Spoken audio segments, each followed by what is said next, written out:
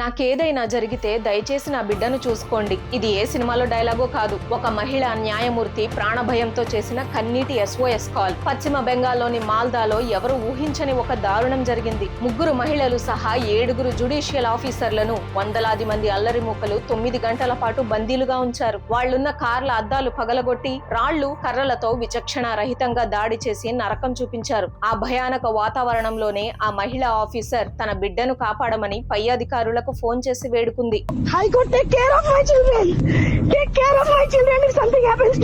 ఈ మొత్తం దారుణానికి మాస్టర్ మైండ్ ముఫక్కరుల్ ఇస్లాం. ఇతను ఒక లాయర్ మరియు మాజీ AIMIM నాయకుడు. ఇతను బాగ్డోగ్రా ఎయిర్పోర్ట్ నుండి విమానం ఎక్కి పారిపోవడానికి ప్రయత్నిస్తుండగా బెంగాల్ CID పోలీసులు అరెస్టు చేశారు. మొత్తం 35 మందిని అదుపులోకి తీసుకున్నారు. ఇక్కడే అసలు రాజకీయం మొదలైంది. ప్రధాని మోదీ గారు ఈ ఘటనపై తీవ్రంగా స్పందిస్తూ బెంగాల్లో మహా జంగిల్ రాజ్ నడుస్తోంది, జడ్జీలకే రక్షణ లేదు అని విమర్శించారు. మహా జంగల్ రాజ్ హై, న్యాయిక్ అధికారియో కో బంధక్ బనాకర్ రఖా గయా. కానీ సీఎం మమతా బెనర్జీ వర్షన్ మరోలా ఉంది. రాబోయే ఎన్నికల్లో లాభం పొందడానికి, మా ప్రభుత్వాన్ని బద్నాం చేయడానికి బీజేపీ తమ బి టీం అయిన AIMIM తో కలిసి పన్నిన కుట్ర ఇది. మా పోలీసులే వాళ్ళ ప్లాన్ ను తిప్పికొట్టి నిందితులను పట్టుకున్నారు అని ఆమె ఎదురుదాడికి దిగారు.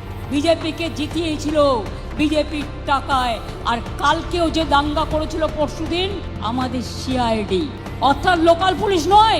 ఇప్పుడు ఈ కేసును NIA విచారిస్తోంది. ఒక్కసారి మీరే ఆలోచించండి. రాజకీయ నాయకుల మధ్య ఎన్నైనా గొడవలు ఉండొచ్చు, ఒకరిపై ఒకరు ఆరోపణలు చేసుకోవచ్చు. కానీ ఇలా చట్టాన్ని అమలు చేసే అధికారులనే బందీలను చేసి దాడి చేయడం ఎంతవరకు కరెక్ట్? వాళ్లకే దిక్కు లేకపోతే ఇక సామాన్యుడి పరిస్థితి ఏంటి? ఈ దారుణంపై మీరేమనుకుంటున్నారో కింద కామెంట్స్ లో గట్టిగా చెప్పండి. ఇలాంటి నిజాలు బయట ప్రపంచానికి తెలియాలంటే ఈ వీడియోను ప్రతి ఒక్కరికి షేర్ చేయండి. జై హింద్.